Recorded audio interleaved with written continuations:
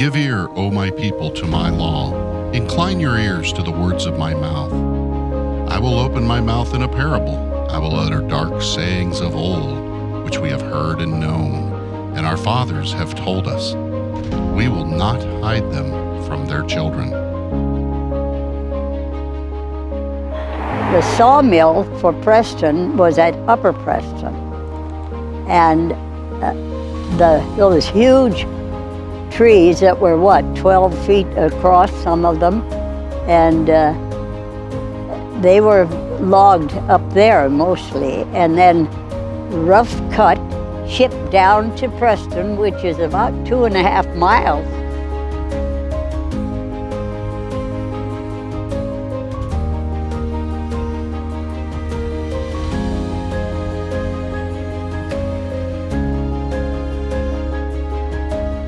Was sold first was shingles and shake for all the homes being built in Seattle. A lot of the houses in Seattle and all around had Preston shingles. Showing to the generation to come the praises of the Lord, and his strength, and his wonderful works that he hath done.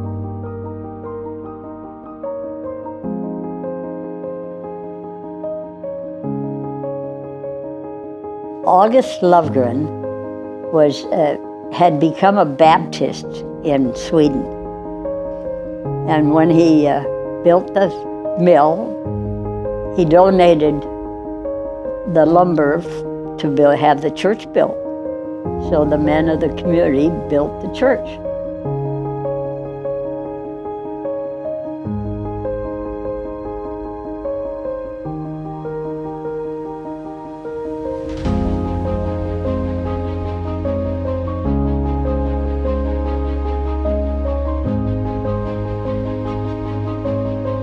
It was the hub of the community because they sponsored all the community things pretty much. And my mother and dad were the first ones married in the church in 1901. They had come, my dad had come in 1898 and my mother came in 1899, and they met here in Preston and were married then in the church on a New Year's Eve. Which he commanded our fathers, that they should make them known to their children. By the grace of God, unlike many old churches of this time that have long since closed its doors, this little Baptist church in Preston has flourished over the years, reaching many people for Christ. As the church grew through the years and served its community, the need for updates and changes have arisen many times over and over in the last 124 years. And each time change was needed, the good people of this church have stepped out of their comfort zone, rolled up their sleeves, and answered the call that they might stay effective at reaching people for Christ. As a result of this mission-driven spirit, God has blessed this church with a history of spiritual fruit whose eternal impact may never be known on this side of eternity.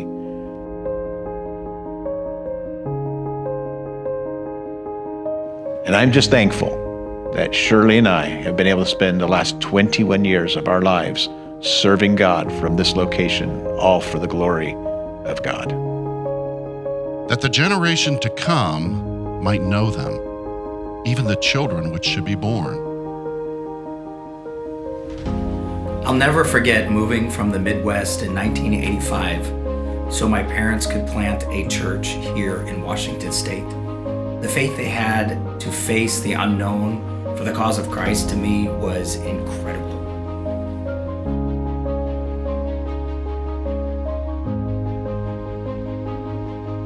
I am in the ministry today because of my parents' passionate love for God, their incredible faith, and their tenacious, never quit spirit.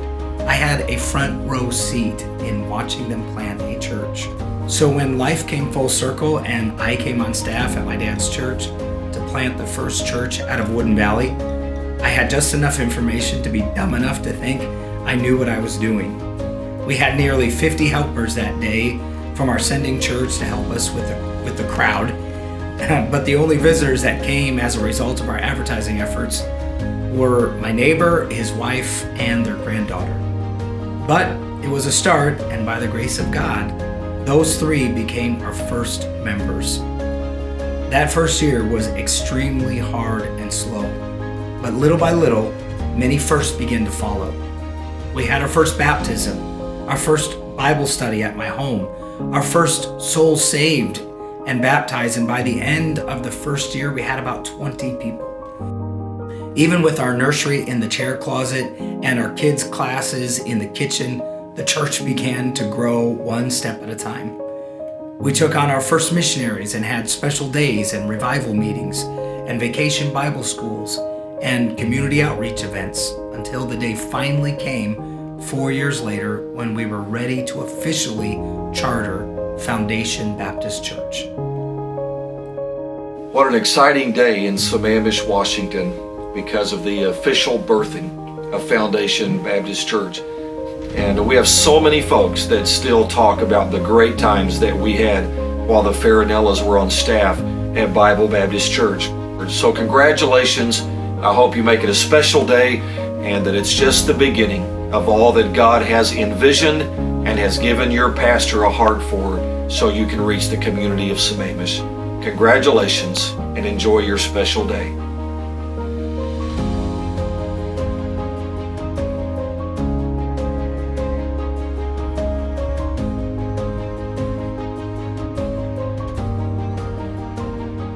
One thing I've learned from church planning over the past 17 years is that you have to be flexible enough to adapt to your environment, creative enough to use whatever you have available, and crazy enough to have fun while doing it.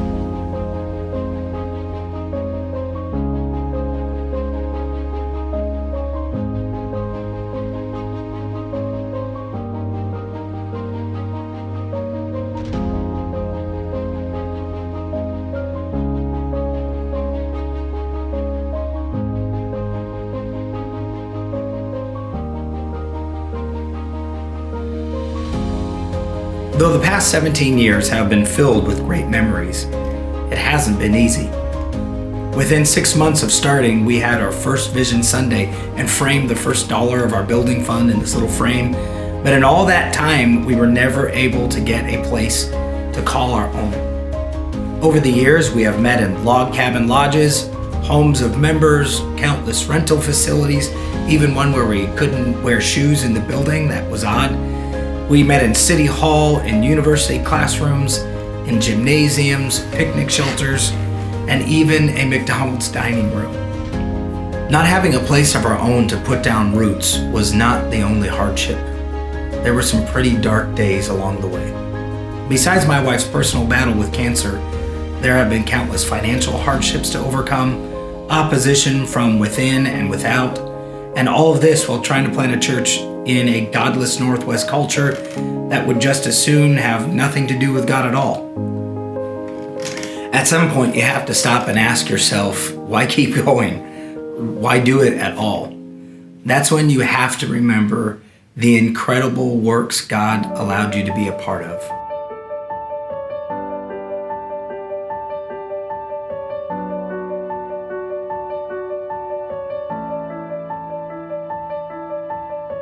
I would choose this life 1,000 times over just for the privilege of leading some more lost souls to Christ, of baptizing a believer, of growing them into disciples and seeing them walk with God. There's nothing like preaching the word and seeing people's lives change through the power of God. There's nothing like planting a new church where, whether that's in Bellevue or Seattle or Findlay, and seeing this whole process reproduce itself. Yes, there have been hardships, but it has all been worth it.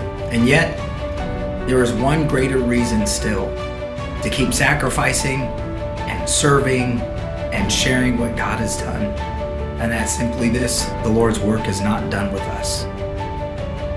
Who should arise and declare them to their children, that they might set their hope in God and not forget the works of God, but keep His commandments. The next generation needs to see the Lord at work today in our lives so that they will set their hope in Him.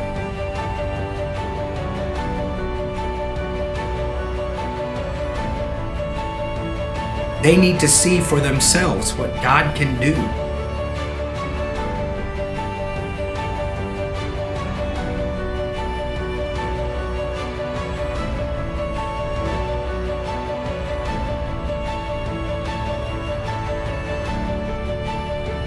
That every generation to follow might learn from our example.